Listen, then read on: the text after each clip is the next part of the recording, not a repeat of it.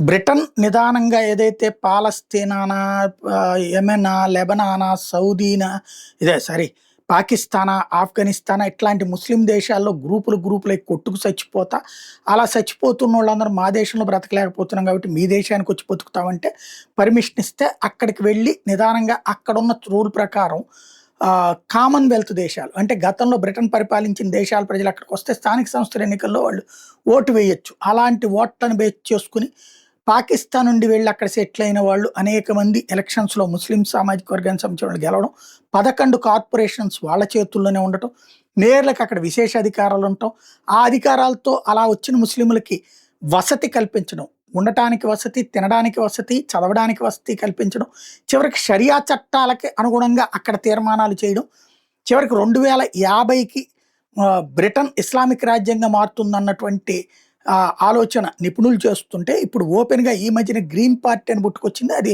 ముస్లిముల కోసం పుట్టుకొచ్చినటువంటి పార్టీ. మొన్న ఈ మధ్యన జరిగిన ఉప ఎన్నికల్లో కీర్ స్టార్మర్ పార్టీ లేబర్ పార్టీని కూడా ఓడించింది. అలాగే టోరీస్‌ను కూడా ఓడించి అది గెలవగలిగింది. తద్వారా గ్రీన్ పార్టీ పండగ చేసుకుంటోంది. బై ఎలక్షన్స్‌లో సాధించినటువంటి విజయంతో ఇప్పుడు వాళ్ళు ఏకంగా ఒక స్టేట్మెంట్ ఇస్తున్నారనమాట. తాము అధికారంలోకి వస్తే గ్రీన్ పార్టీకి ఒక్కసారి ఓటేస్తే క్రిస్టియానిటీని బ్రిటన్ నేషనల్ రిలిజియన్‌గా తీసేస్తాం. ఇప్పుడు బ్రిటన్ ప్రభుత్వం అధికారికంగా క్రైస్తవ ప్రభుత్వం అని ప్రకటించుకుంటుంది. బైబిల్ మీద ప్రమాణం చేస్తారు.